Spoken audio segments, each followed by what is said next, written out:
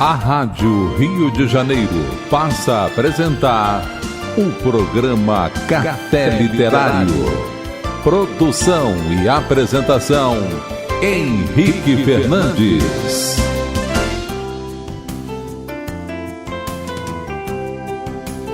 Querido amigo ouvinte, inicia o programa Café Literário pelas ondas fraternas da Rádio Rio de Janeiro. Aqui falando Henrique Fernandes, produtor e apresentador. O tema da felicidade é um tema sempre presente na vida do ser humano.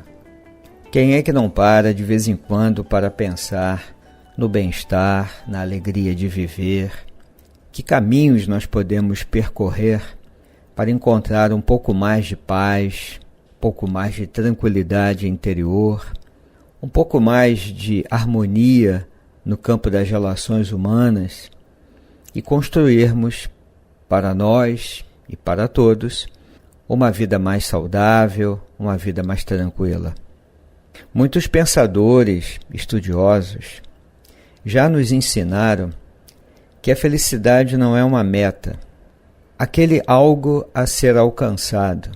Viktor Frankl, por exemplo, o criador da psicologia do sentido ou logoterapia, nos ensina que a felicidade nunca é uma meta. É consequência de algo que não é a felicidade. Ele entende que é quando o indivíduo sai de si mesmo e abraça um ideal, uma filosofia de vida, algo que vai além dele. Ele chama isso de autotranscendência. Quando isso ocorre, um dos resultados nunca esperado pode ser a felicidade, o bem-estar, a alegria de viver. O poeta Vicente de Carvalho disse a mesma coisa quando, em um poema muito conhecido sobre o velho tema, que é a felicidade, afirma que essa felicidade que supomos, árvore milagrosa que sonhamos, toda arreada de dourados pomos, existe sim, mas nós não a alcançamos, porque ela está sempre apenas onde a pomos, e nunca a pomos onde nós estamos. Penso que há aí uma convergência de ideias. No programa de hoje nós vamos refletir um pouco sobre essa questão, revisitando um livro que já apresentamos aqui em outras oportunidades, de um monge budista que dedica toda a sua vida às causas sociais e à divulgação do pensamento budista nas suas bases, nas suas raízes, que é o Matthieu Ricard, na obra Felicidade. E em um dos capítulos ele faz um estudo sobre a relação entre a humildade e a felicidade. Uma relação que nem sempre nós observamos com o devido cuidado. Vamos juntos nessa reflexão. Quantas vezes durante o dia sentimos dor porque somos feridos no nosso orgulho?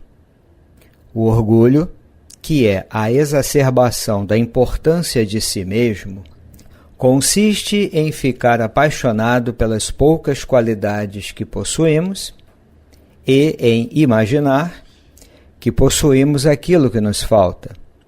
Ele atrapalha todo o progresso pessoal, porque para aprender, devemos primeiro acreditar que não sabemos. Diz o adágio tibetano: a água das boas qualidades não se acumula no topo do rochedo do orgulho. E ainda, a humildade é como um vaso colocado no chão, pronto para receber a chuva das qualidades. Querido amigo, essa pequena reflexão inicial nos coloca diante da complexidade desse tema, a construção do bem-estar, a construção da alegria. Nós vamos precisar de uma visão crítica, uma visão realista, para que a felicidade não seja vista tão somente a partir de um trabalho pessoal. Há que se construir uma visão social, coletiva, em torno desse tema, que envolve múltiplas questões. O mundo está a exigir uma compreensão crítica e também aguarda de cada um de nós ações de transformação, porque precisamos, no mundo, construir relações mais compassivas, mais inclusão, menos preconceito, mais igualdade de direitos para todos, mais diálogo, mais compreensão, mais mudança. Deste modo, o livro que trazemos para algumas considerações fala exatamente do tema da felicidade, a construção desse bem-estar e a relação de tudo isso com a humildade. O livro é do já citado Matthieu Ricard e se chama Felicidade, a prática do bem-estar. E Matthieu Ricard tem uma participação ativa nas pesquisas sobre o efeito da meditação no cérebro e também está vinculado a projetos humanitários no Nepal. O que eu admiro bastante nos livros desse autor é que ele não deixou de lado a preocupação com o critério científico.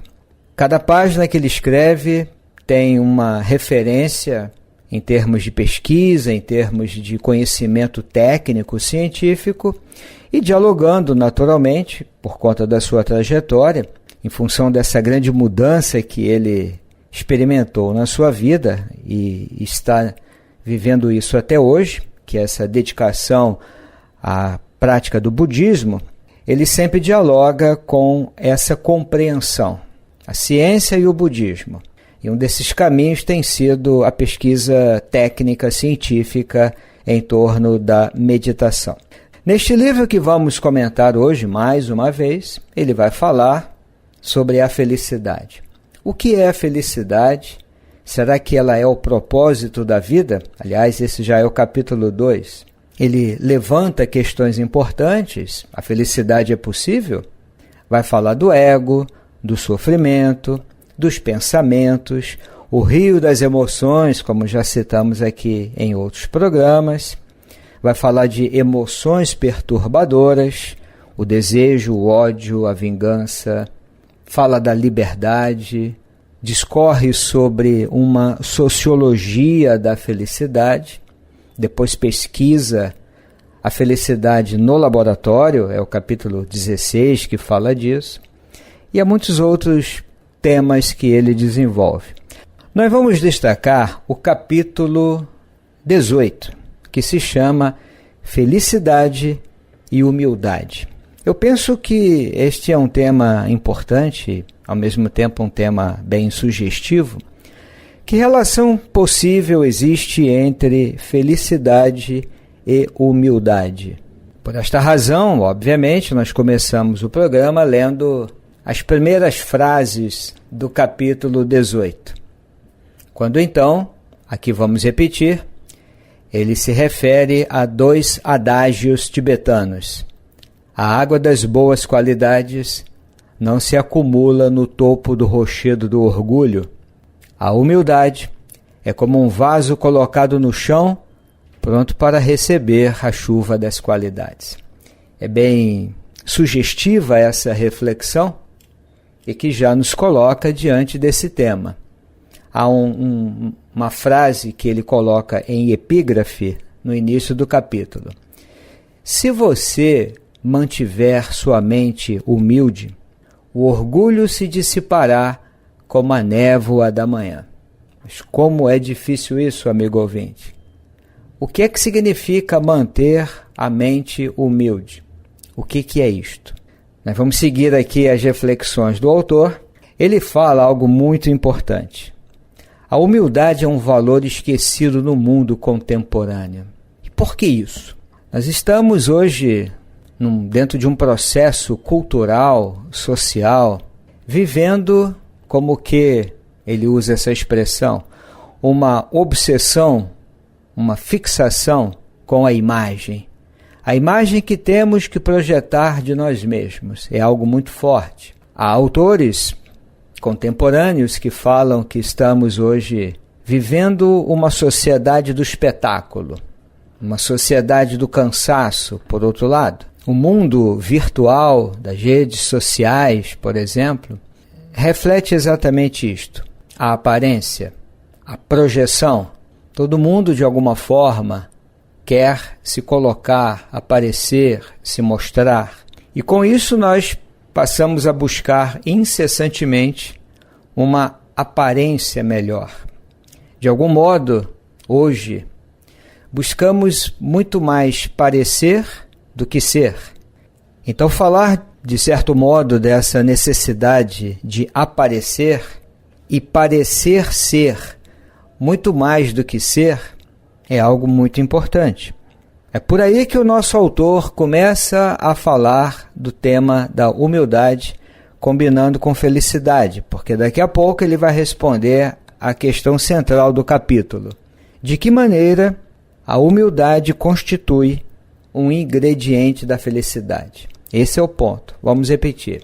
De que maneira a humildade constitui um ingrediente da felicidade? Mas é bom, desde já, assinalarmos que em nenhum momento do capítulo e, obviamente, em nenhuma passagem do livro, o nosso autor está falando de felicidade como um conceito pessoal. A minha felicidade acima de qualquer coisa. A finalidade maior da vida é ser feliz. Isso não é o caminho que ele percorre. Aliás, hoje, uma pessoa com alguma visão crítica da realidade e da sociedade, das relações humanas, sociais, com algum grau de empatia, de sensibilidade pelo outro, ninguém hoje, com essas condições mínimas, busca a felicidade como uma conquista pessoal, no sentido, independente de qualquer coisa, independente de qualquer pessoa, eu vou ser feliz. Seja feliz agora, isso só depende de você. Não é um projeto pessoal, é um projeto coletivo. É o que podemos fazer para tornar o nosso mundo melhor, para que nós, humanos, nos sintamos bem nesse planeta, num clima de respeito, de harmonia, relações compassivas, menos injustiça, menos preconceito, de preferência nenhum preconceito. Isso sim é um projeto saudável de felicidade num sentido amplo da palavra. E para tanto, ele vai nos convidar a pensar no conceito de humildade. Isso muitas vezes está associado ao desprezo por si mesmo, como ele diz. Falta de confiança nas próprias capacidades, não é isso. Um tipo de depressão ligada a um sentimento de impotência, também não é isso. E até a um complexo de inferioridade, também não é isso. Humildade não passa por essas questões. Esse sentimento de menos-valia ou de não ser digno, isso são outros processos psicológicos associados à formação da personalidade, do ego, autoimagem, autoconceito, autoestima, são outras questões. Como ele diz, isso é subestimar consideravelmente os benefícios da humildade. E ele cita aqui um autor que diz que a verdadeira humildade consiste em ser livre de toda consciência do eu, o que implica ser livre da própria consciência da humildade. Interessante isto. O homem de fato humilde ignora a sua humildade. Isso é um fato. Pense numa pessoa que você reconhece como verdadeiramente humilde. Ela sequer se coloca como pessoa humilde. Ela expressa essa humildade. Ela vive essa humildade e não se considera humilde.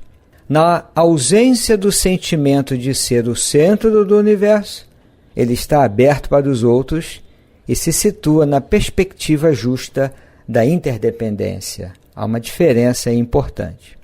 E aí ele explica que no sentido coletivo, no plano coletivo, como é que se expressa o orgulho?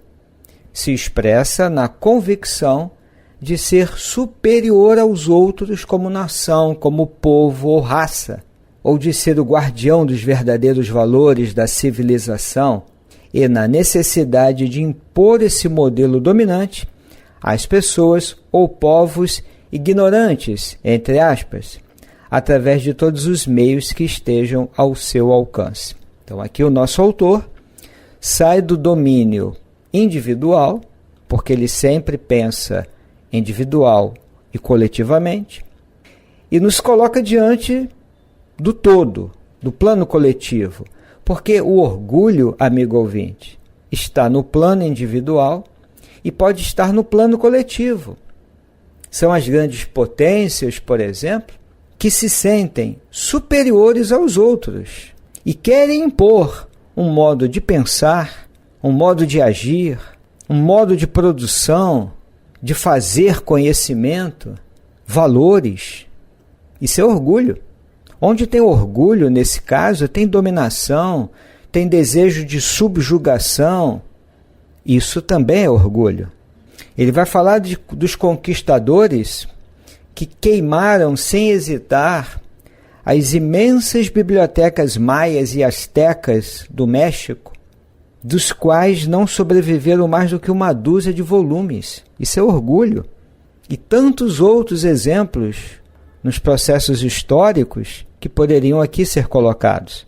E aí adiante, ele retoma a questão: de que maneira a humildade constitui um ingrediente da felicidade? Esse é o ponto.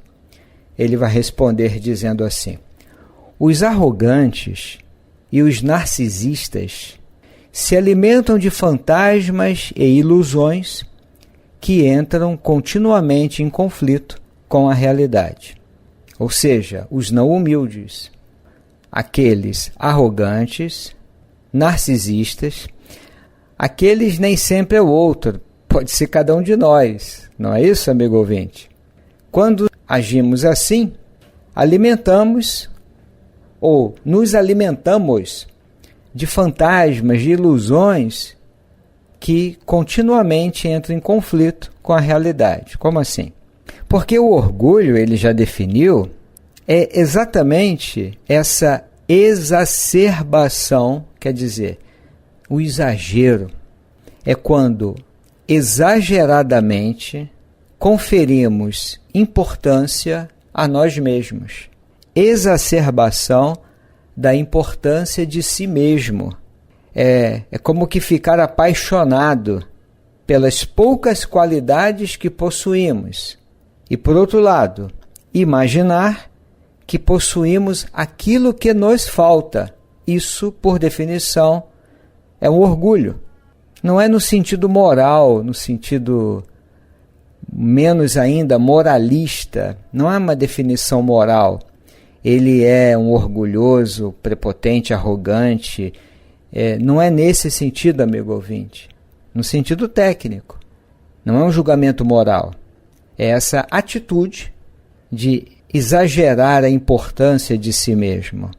Então, de que maneira a humildade entra como um ingrediente da felicidade? Esse estado de bem-estar.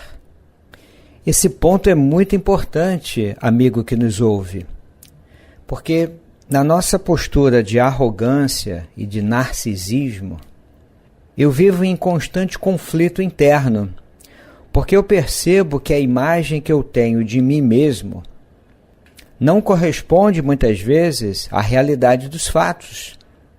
São desilusões que acabam ocorrendo. Isso pode levar, como ele diz, ao ódio por nós mesmos. Por que isso? Porque nós percebemos que nunca conseguimos estar à altura das nossas próprias expectativas. Ou, por outro lado, isso acaba me levando a um sentimento de vazio interior. Em outras palavras, é como se eu não me sentisse inteiro, congruente. Não é perfeito. Congruente em que sentido?